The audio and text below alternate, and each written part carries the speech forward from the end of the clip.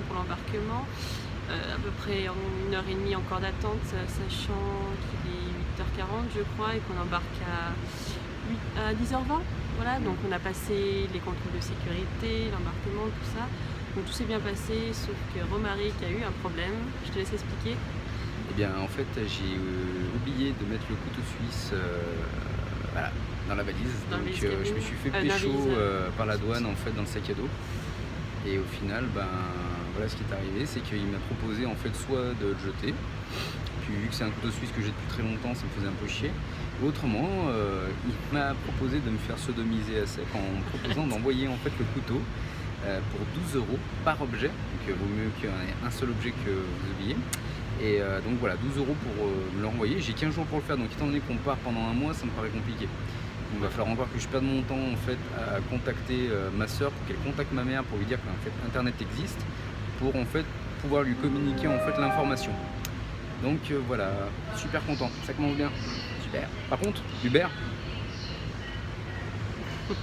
Voilà, donc on vous reprend tout à l'heure si on a du nouveau. À toutes. Alors ça y est, on est arrivé à Zurich, tant bien que mal. Le vol a été horrible. Toi, on n'en parle pas, j'ai cru que tu avais fait un arrêt cardiaque. Ouais, non mais ça je m'en doutais, de toute façon c'était un petit avion et on avait, on a senti toutes les secousses. Ouais, il y avait un temps. Le décollage était limite à la verticale. On avait l'impression qu'on était dans un grand 8. Jessica était malade. Moi j'étais malade, voilà. Je me suis rendu compte que j'avais mal de l'air. Alors c'est pas la première fois que je prends l'avion. Mais moi ça allait jusqu'à l'atterrissage qui a été tellement mouvementé que ça m'a foutu les gerbasses aussi. À l'atterrissage, du coup, et mon estomac n'a pas pu se retenir. leur a laissé un petit cadeau en fait en partant dans un petit sachet. Du coup, on a eu le temps de passer à la pharmacie prendre un anti-vomitif et puis là, dans une demi-heure, on va redécoller, mais nos estomacs ne se sont pas remis. Et tout. En plus, voilà, il fait un temps, je sais pas si vous allez voir, un peu merdique. Donc je pense que c'est ça qui fait beaucoup de perturbations. Ouais, on n'est pas sorti de l'auberge. Bon, et on vous reprend si on n'est pas mort à l'aéroport de Narita à Tokyo. Voilà. À tout à l'heure. Voilà, toute petite vidéo pour dire que le vol de long courrier là, de Zurich à Tokyo se passe beaucoup mieux que le premier. Là-bas il est plus gros, donc il y a beaucoup moins de turbulences. J'ai presque plus mal de l'air. Encore un tout petit peu, mais ça va, c'est supportable. Puis Romaric, décollage aussi s'est bien passé pour lui, même si c'était pas. Donc voilà, je laisse dire un petit mot s'il veut. Bon voilà. Allez, à tout à l'heure pour l'atterrissage. Alors c'est encore nous. Donc là on est dans le train en direction de Kyoto. Donc il est 12h 42. Donc voilà, on a atterri à Narita tout à l'heure, on est passé à la douane, tout ça, les papiers, donc c'était un peu long, on a récupéré les valises, on y a passé quasiment 1 heure. Ensuite on a été récupérer nos passes pour prendre le train, le métro, tout ça. Et au moment de prendre donc, ce fameux train pour Kyoto, on se met sur la bonne voie, le bon quai, pas de problème. Et là donc on monte dans le premier train qui arrive, et on devait le prendre à midi 10. Donc le train arrive à midi 5-6, on monte dedans.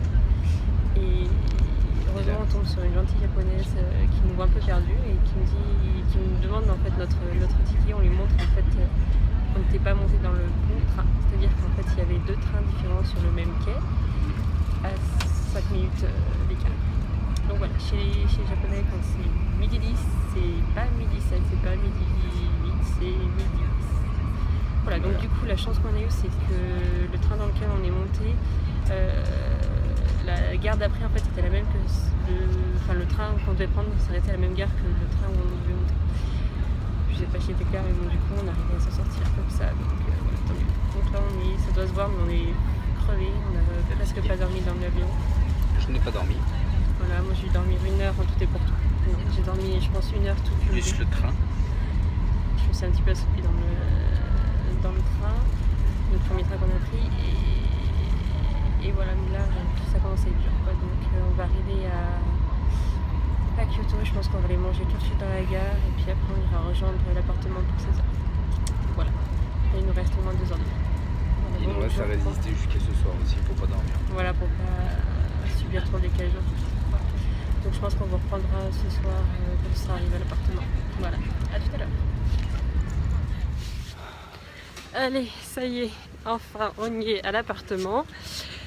On a galéré comme pas possible à la gare de Kyoto pour trouver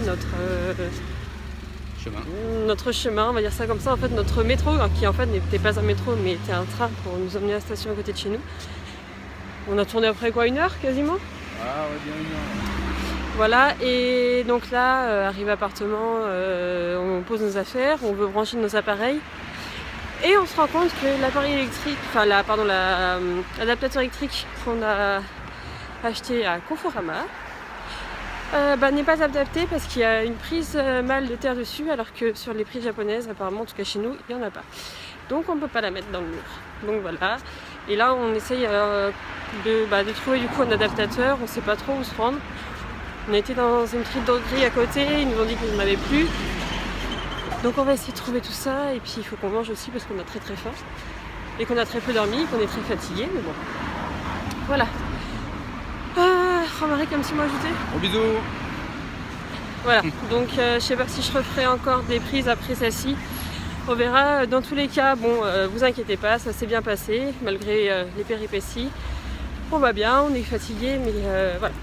Bon bah on fait des gros bisous, et puis si je vous reprends pas ce soir, ça sera demain. Salut, salut!